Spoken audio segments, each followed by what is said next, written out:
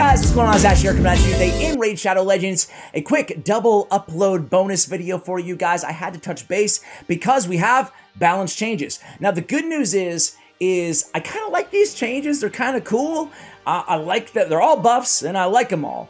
However, they're very unexpected, mostly to champions who really probably weren't in the most dire need of buffs, and they're all legendary. So that's the bad news. That's the good news and the bad news. I'll let you guys, let me know how you feel in the comments below, but I'm not even going to edit this video. I'm just going to put it out to you guys because I actually noticed these like hours after it was released. However, very curious what your take on all this is. My overall feeling, again, just as a kind of preamble here, a long-winded preamble, as always, sorry, is I like them. However, what about everybody else? What about epics? What about rares? What about a bunch of other legendaries who probably needed it more than these?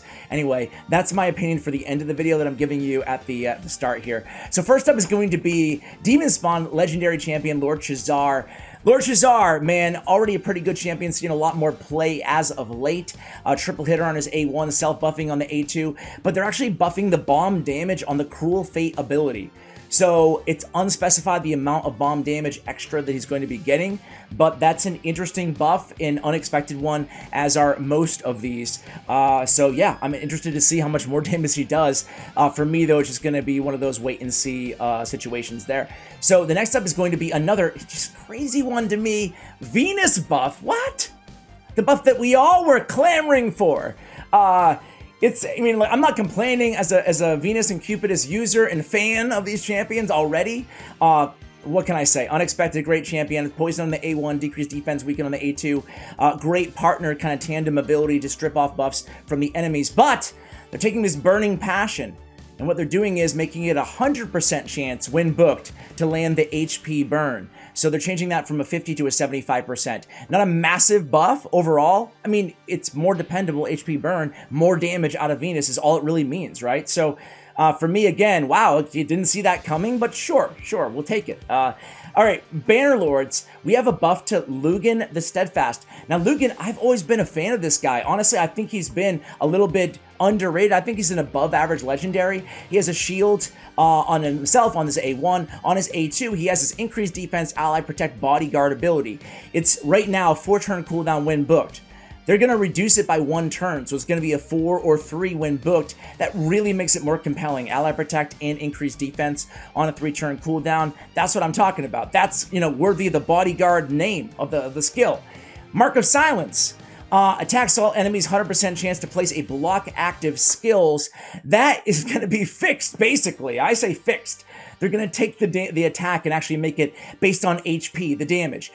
Because he's an HP-based champion, his HP on his A1, he has a lot of HP, so I'm interested to see how much more damage this does. But just with the A2 alone, I'm really, really excited about it. Now you don't have to worry about building this champion with any attack anyway. That was like kind of really just dumb.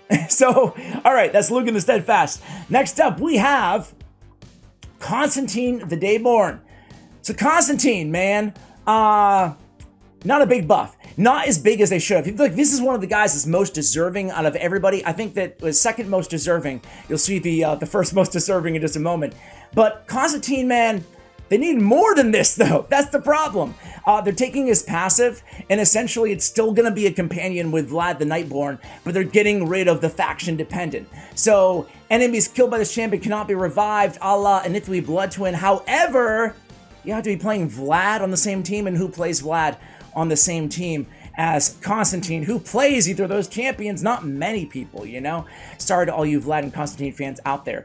Cupidus! Now, this is personally the coolest out of all of them, because I already really loved Cupidus.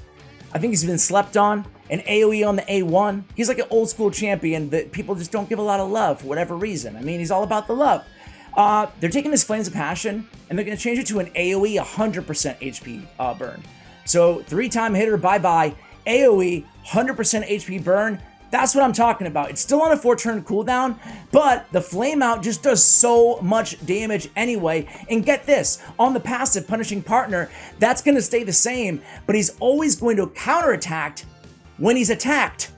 He has built-in permanent counterattack if Venus is on the same team. That makes them an incredibly dynamic duo for endgame Hydra clan boss. Just very, very interesting now. I can't wait to run these champions together. I recognize that most people don't have both of those champions, but even in a vacuum, Cupidus buff, if you're a Cupidus owner, congratulations. I think it's a really, really big one and really cool to see. All right, last but not least, guys, is going to be, Jingwon, the most deserving of a buff out of all these champions. And he's actually getting a pretty big one. So attacks all enemies, it's going to be transferring all debuffs from this target, from this champion to the target, excuse me, not a random debuff. On the A2 Compound Calamity, it's now going to be this block active skills. It's going to be 3 turns instead of 1, and it's going to be increasing the duration of all debuffs on the target by 1 turn. This is on a 2-turn cooldown. That's a pretty massive buff. Obvious clan boss implications here. Again, 100% chance of increasing the duration of all random all debuffs, not random, on the target by 1 turn. So not too bad, right? But wait, there's more. Unchained passive. Now it's going to say at the end of each turn, removes all fear, true fear, all of these debuffs, right?